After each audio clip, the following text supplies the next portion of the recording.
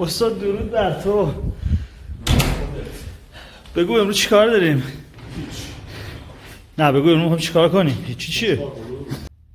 خب ما چیز داستان از این قراره که ما یه دونه کمپین واسه یلا یکم مشترکمون انجام بدیم. یکی از مشترکان. بعد اومدیم هر چی سعی کردیم که گفتیم تصویر بردار بیاد، از اون تصویر بگیره. اومدیم سناریو نوشت و نمیدونم نورپردازی کردیم. به نظرم خیلی مسخره اومدیم. مثلا همه دارن همینجوری نقش بازی می‌کنن. برای تصویر گرفتیم خودمون همینجوری موبایل بزنیم مثلا محتوامون حالا اینجوری تولید بکنیم. اگه باهاش حال کردین یه لایک، چیزی سابسکرایب، چیزی انجام بدین که ما بفهمیم که حال کردین و همین روالو ادامهش بدیم. خیلی ساده بود، زبان ساده. حالا الان منتظر امیر بشیم که امیر بیادش. بعد توضیحاتو اون موقع بدیم و ببینیم از چقدر. الان فعلا منتظر امیر بشیم. خب استادم تشریف آوردن. خب ما اول از اینجا اومدش که احساس کردیم یه کاری می‌خوایم بکنیم سوشال مدیا، اصلا خارج از سوشال مدیا می‌خوایم یه کاری انجام بدیم و اینکه سوشال مدیا رو یه جوری، یعنی اینستاگرام رو یه جوری ربطش بدیم به اون فعالیتی که داریم می‌کنیم. بعد رسیدیم به اینجا که استادم خیلی اینجا استاد که همه اینجا ما با هم میگیم، ما همه اینجا با هم میگیم استاد. من استاد کوچیک. ایشون استاد کوچیک هستن. ایشون هم که استاد بدون پس و پیشه، یعنی استاد خالی. بچه‌ها سمت استاد بزرگ بودن، مثل نینجاها بودن. چی ما می‌خواستیم کسایی رو که با این سیستم آشنایی ندارن و دنبال این هستن که یک غذای سالمی داشته باشن، غذای سالمی داشته باشن، اینا رو جذب کنیم و بهشون این راه حلی رو که این مجموعه غذایی در واقع برای آدما فراهم کرده این رو بیایم معرفی کنیم. خب این حالا اگه کلانا رو بشناسید میدونید که توی مرکز شلوغ شهری شعبه داره یا مثلا توی دانشگاه شعبه داره. پس بنابراین ما بهترین کاری که کردیم رفتیم توی سطح خود شهر، یعنی تصمیم گرفتیم که بریم توی خود سطح شهر و آدمایی که از نزدیک شعب کلانا دارن در واقع رد میشن اونها رو بیایم کلانا رو بهشون معرفی کنیم. چقدر انار یه چیز دیگه. آره دید شدیم اینقدر انار دیدیم. بیایم اون شعار کلانا که ما خودمون براش از مصرف کننده از زبان مصرف کننده کشیدیم که سبک زندگیه رو که به هر مثلا یه جمله هست میگه کلانا سبک زندگیه، این رو بیاریم توی اون مصرف کننده بشونیم. حالا چجوری توی مصرف کننده بشونیم؟ خب سبک زندگی خیلی میگن که مثلا اگه تو 21 روز موفق شی یه کاری رو انجام بدی، یک مجموعی از کارها رو انجام بدی، مثلا 21 روز تو تصمیم بگیری از امروز هر روز ورزش کنی، تصمیم بگیری از امروز هر روز مثلا به آراستگی خودت برسی، تصمیم بگیری از امروز غذای سالم بخوری. این اگه 21 روز تونستی، یعنی همه سختیش 21 روزه، اگه 21 روز تونستی این رو انجام بدی اون جزء اون کارش تو سبک زندگی میتونه قرار بگیره. ما هم اومدیم کاری کردیم اینه که نقطه شروع اینو انجام بدیم. ما توی کاری که کردیم حدود 1000 تا پک دادیم که توی این 1000 تا پک در واقع بخاطر همین سبک زندگی ساختن یا انجام دادن یک کاری برای چند روز که ما بیشتر در سبک زندگی بکنه، ما قطعا کسی 21 روز اکشن یک آدم رو درگیر بکنیم، ولی با الگوبرداری از این کار اومدیم 3 روزشون رو درگیر بکنیم که برای همین 3 تا لیوان گذاشتیم تو پک. هر لیوان یه تخفیفی داشت، 30، 50 و 100%. که 100% تخفیف هم لیوان آخرمون بود که بیایم سعی کنیم یک شروعی برای ساختن اون بچه داشته باشیم. حالا توضیح مثلا بدم که چون یه دفعه رفتیم سر 3 تا لیوان گذاشتیم، ما تصمیم گرفتیم که این مصرف کننده رو چجوری درگیر کنیم، یه پک بهشون بدیم که همون پک یلدایی که خیلی مرسومه و همه ایرانی‌ها با هم میدن. این پک رو گفتیم که بیایم توش به جای اینکه انار بذاریم، هندونه بذاریم به قول کاوه، بیایم توش 3 تا لیوان بذاریم. ولی ما دست گذاشتیم رو لیوان چون یکی از پیویژوال‌ها خود برند هم لیواناش که حالا با شعرهایی که روش داره یا هر چیزی که هست که این بچه‌های جنزی یا جوونا خیلی پرطرفدارتر یا شناخته شده‌تر. قضیه تغییر کرد. امیر یه ذره صندلی تو بده تو تا. آره خوبه زیاد شد. بشین. خب کاوه تو همون صندلی رو بیاری جلوتر. ما که نمیشونه اصلا. خب راه بخوای بری فقط همینجا کله. کاوه تا بیا اینجوری کن. خب ما اینجا بودیم که قرار شد 1000 تا قرار شد 1000 تا پک هدیه دادیم به مصرف کننده احتمالی و از این 1000 تا 600 تا پک مورد استفاده قرار گرفت. حالا چه تعداد لیوان مورد استفاده قرار گرفته؟ خب یک عدد جداگونه‌ای بوده که از جمع تعداد استفاده کد تخفیف‌ها میشد بهش رسید که الان من حضور ذهن ندارم. و از این 1000 تا 600 مورد استفاده یعنی ما بیش از 60% کمپینمون موفق بوده. یعنی 60% آدم یا مصرف کننده جدید یا مصرف کننده احتمالی رو بردیم داخل فروشگاه. حالا این آدم X 3 بار استفاده کرده، 2 بار استفاده کرده یا 1 بار استفاده کرده، برمیگرده به کد تخفیفایی که دادیم و بعد از اونها ترک بکنیم.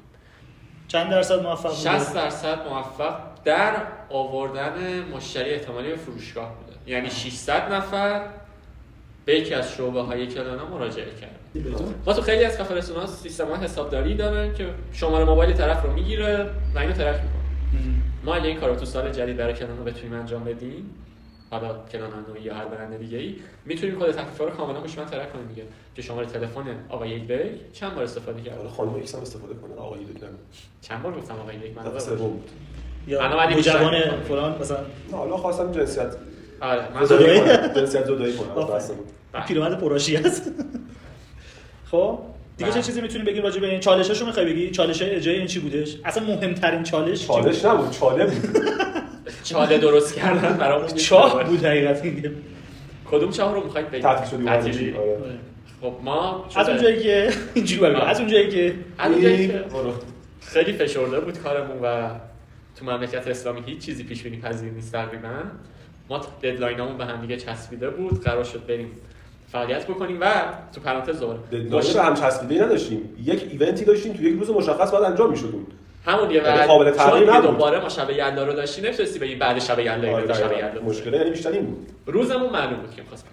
از اونجایی که ما مصرف کننده احتمالیمون آدمایین که ممکنه کارمند باشن، شاغل باشن، دانشجو باشن، زندگی شلوغی توی لوکیشن‌های شلوغ مرکز شهر که میرسه به مرکز شهر، ما تصمیم گرفتیم که توی یک تایم اداری مناسبی بریم این کار رو انجام بدیم که قشنگ مخاطب هدفمون رو تارگت کنیم که یهو کشور تعطیل شد. مدارس، بانک‌ها، ادارات و اون روز نمیدونم خیلی عجیب بود، شاخص یه چیز دیگه ای نشون میداد. حالا خلاصه تعطیل شدیم و ما چیکار کردیم؟ ما به جای اینکه یه دونه لوکیشن مرکز شهری که داشتیم رو بخوایم کار رو اجرا بکنیم، به این نتیجه رسیدیم خب تعداد رهگذرا یا مشتری‌های گذری بازاریا چی میگم پاخورها کم شده بود. برای همین ما تصمیم گرفتیم تاچ پوینتامون رو بیشتر کنیم. به جای اینکه فقط تو خیابون فلان جا باشیم یا ایکس جا باشیم، حالا اون موقع خیابون حافظ بودیم، چند تا جا رفتیم دیگه. نه اولین جایی که داشتیم خیابون حافظ بود که تصمیم گرفتیم خب تعداد لوکیشنامون رو بیشتر کنیم. اولین جایی که کالج بود که ما فکر کنم به 5 تا یا 6 تا نقطه بیشتر از اون چیزی که تو برنامه‌مون بود سر زدیم که بتونیم آدم‌های 2 روز هم انجام بدیم. درسته تو 2 روز، ولی اون درگیری مخاطب فکر می‌کنم تو 10 روز اگه اشتباه نکنم بودیش. یعنی آره دیگه ما استفاده از کد تخفیفا قشنگ تا روز آخر کمپین که اکسپایر میشد داشتیمش. منقضی. شما فارسی رو ممکنه چون بعد از اون داستانی که اون مدیر عزیز فیدبکی که گرفتیم استفاده نکنیم، که پاسپورت هایی که گرفتیم بهتره که از لغات بیگانه استفاده نکنیم. ایشون لغات آشنایه ولی آتشی رو بیشتر علاقه دارند. امیدوارم که تونسته باشیم کل مطلب رو رسونده باشیم که چه اتفاقی افتاده و بتونیم از این طریق مسیر رو ادامه بدیم. اگر که این مسیر رو احساس کنیم که مورد پسند مخاطب هست، همین مسیر رو همینجوری میریم، دوربین میذاریم و با موبایل رو، یعنی این ساده بودن، این به تصویر کشیدنه فقط برای اینکه ما دوست داشتیم واقعا ریل اون اتفاقی که افتاده، که اتفاق خیلی بزرگی به نظر ما بود با توجه به هزینه‌ای که انجام شده و زمانی که انجام شده، جذابیتش رو می‌دونیم تو این سادگی. نه کلا کمپین خیلی عجایب میشه. چی شد؟ خیلی چابک و سریع بود. حقیقت از ایده پردازی تا اجراش خیلی فشرده بود. البته یه چیزی رو ما میشه زمان مرگ خیلی فشرده‌ای داشتیم. آره ولی 3000 تا لیوان داشتیم. 3000 تا لیوان کاری که واسش انجام دادیم بوده که اون بسته سریع باید یه دونه بسته بندی براش آماده میشد که ما یه دونه بسته بندی سریع آماده کردیم، شیک ترین و قشنگ ترین و ساده ترین چیزی که میتونستیم بدیم و ارزون ترین چیزی که میتونستیم بدیم رو انتخاب کردیم. روش یه طراحی خیلی ساده خیلی شیکی دوباره زدیم، داخلش یه دونه کارت زدیم که توضیح در واقع این کمپینه برای مصرف کننده بودش و تبریک حالا یلدا و 3 تا لیوان باز دوباره آماده شده بود و داخل این قرار گرفت بود و این کاری که ما تونستیم تو زمان تقریبا 3-4 روزه انجام بدیم. خب یه بخش خیلی زیادی تو کارخونه خود کلانا انجام شده، ولی این یه ویژگی بودش که خود کمپانی کلانا داشتش که تونستش که نیروهاشو در اختیار ما بذاره. مثلا ما یه چیز قرار بسته بندیشو 3 روز طول بدیم و توی 1 ساعت یه خط تولید صحرایی زده شد و بچه‌های خود کلانا واقعا خیلی کمک کردن روی این قضیه.